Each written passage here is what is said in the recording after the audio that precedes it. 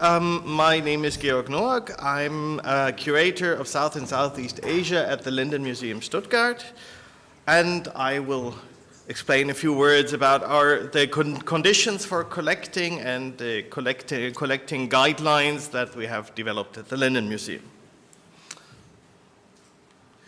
First, I think it might be interesting to look at the conditions, the general conditions for collecting.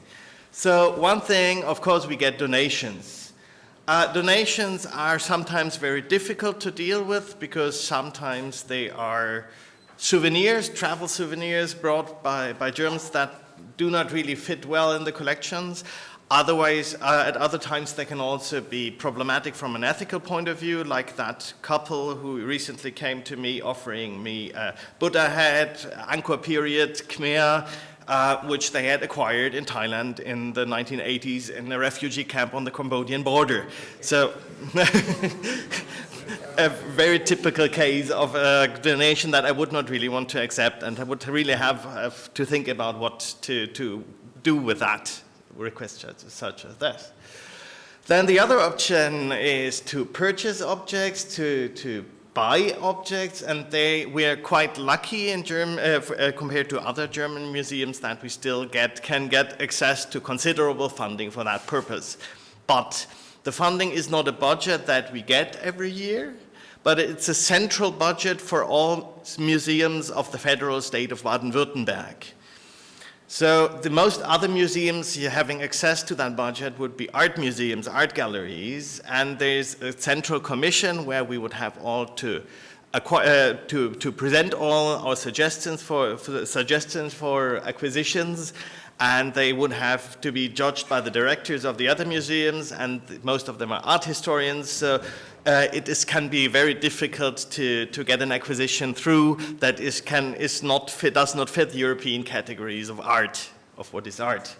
There are two different funds actually. One is the lottery fund, the state lottery that they use for this purpose, and the acquisitions are made from this budget can cover up to, say, 100,000 euros. And this is a bit more liberal, so we can sometimes use this for acquiring ethnographic collections and things like that, but it's always hard to get it through. The other part is the gambling tax, so the tax that the casinos pay, for example.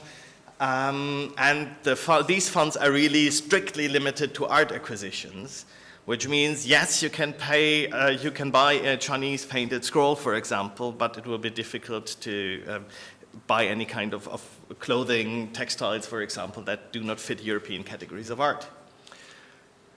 And the third possibility then is the purchase or commissioning of objects for a temporary exhibition from the exhibition's budget. We often work together with artists or communities in preparing a temporary exhibition, and we can then use part of the exhibition budget, but a rather small budget that would be like 3,000, 5,000 euros sometimes, to include some newly made or commission some newly made contemporary objects as well. In order to deal with these and have a common strategy, we actually sat together in 2013 and formulated a number of guidelines for collecting. And these guidelines were also quite important to us because we submitted them to the ministry that is taking care of us. We are under the Ministry for Science, Research and Arts, and they're dealing with these acquisitions. They're hosting this acquisition commission as well. So once we have written guidelines for acquisition that have been approved and endorsed by the ministry, we have a very strong argument also for acquisitions that are done according to these guidelines. So acquisition of representative masterpieces for the strengthening of existing collections and for the complementation and enrichment of the collection for exhibition purposes. The acquisition of formally and aesthetically compelling objects that are relevant from an ethnological perspective, showing continuation of older practices and traditions or an artistic exploration of these. The acquisition of objects that relate to the themes and cultural contexts of core strengths of existing collections.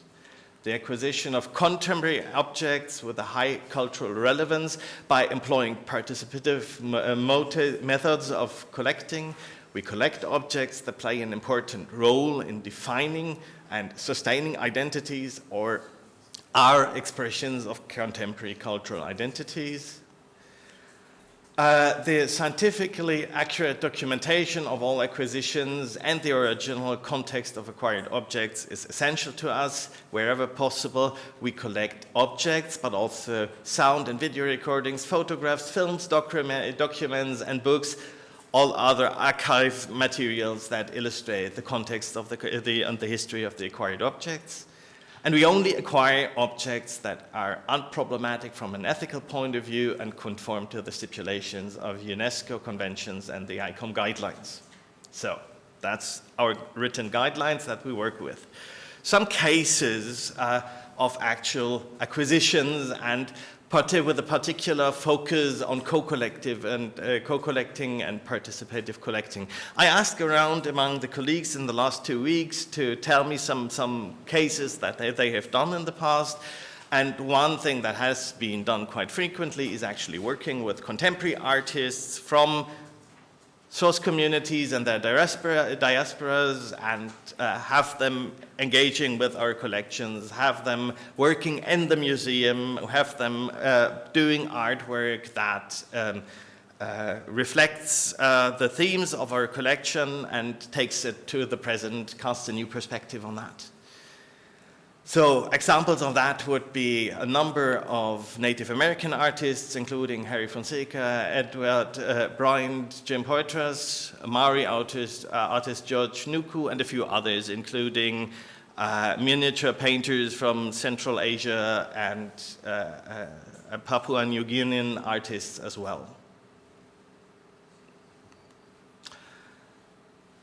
It was not really clear to the colleagues when we talked about this in the last weeks what participative collection would actually mean and what it would be and what would not be participative collecting. So one example that came up was a collaborative exhibition, Merhaba Stuttgart, that was shown in 2011 on the occasion of the 50th anniversary of the German-Turkish recruiting agreement when many Turkish workers came to Germany.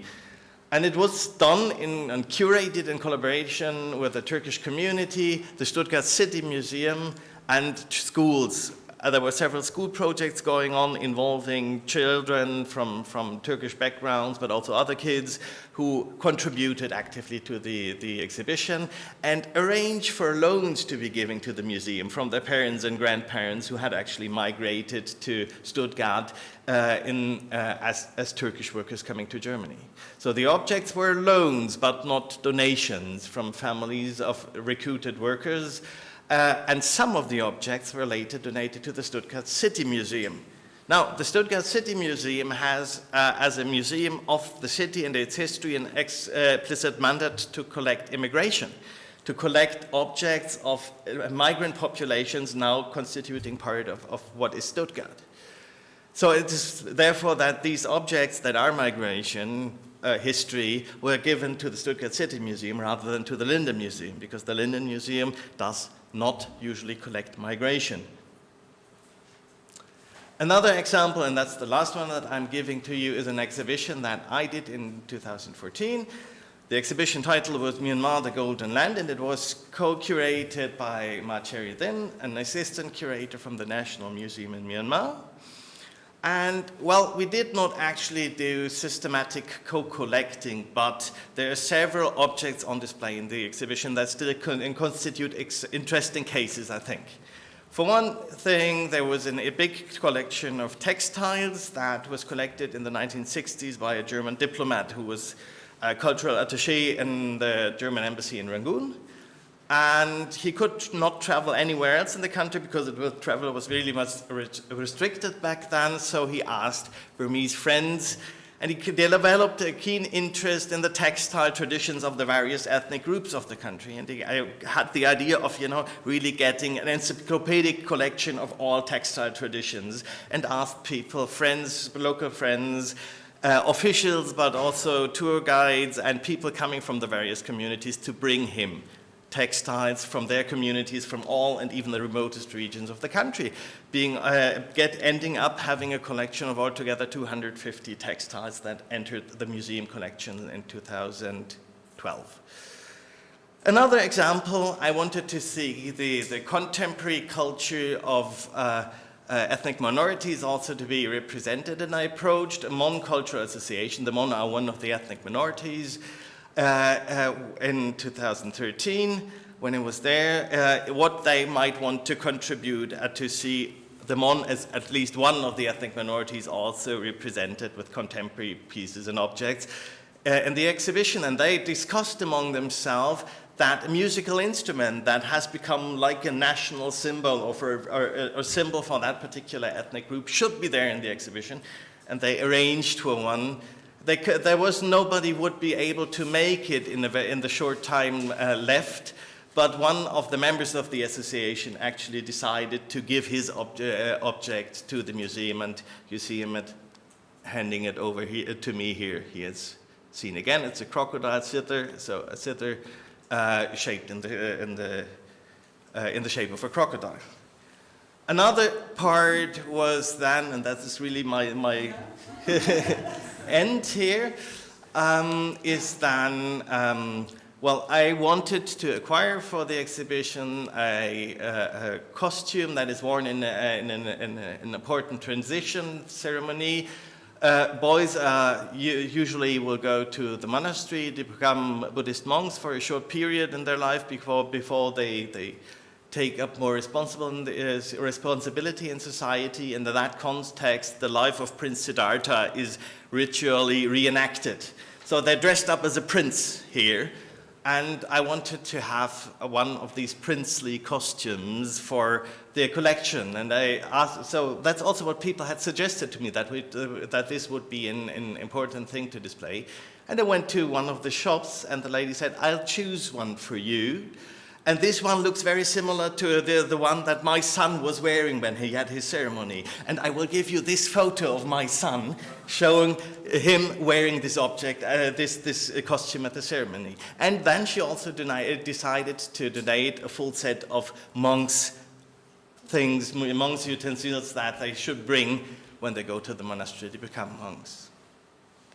So, final remarks. We work towards being recognized by the state as a research institution, which we are not currently, in order to get more fieldwork funding and research time, allowing us to establish contacts and find co-curators, co-collectors, artists, and partner institutions from the communities or countries of origin. But we always already work with co-curators, co-collectors, artists, and partner institutions. Sometimes, however, can be difficult to get funding for this other part, for these collaborators. And finally, institutional division of competences, like the City Museum collecting migration, and we are not supposed to collect migration, and conditions for providing funding also shape our collecting practices. Thank you for your attention.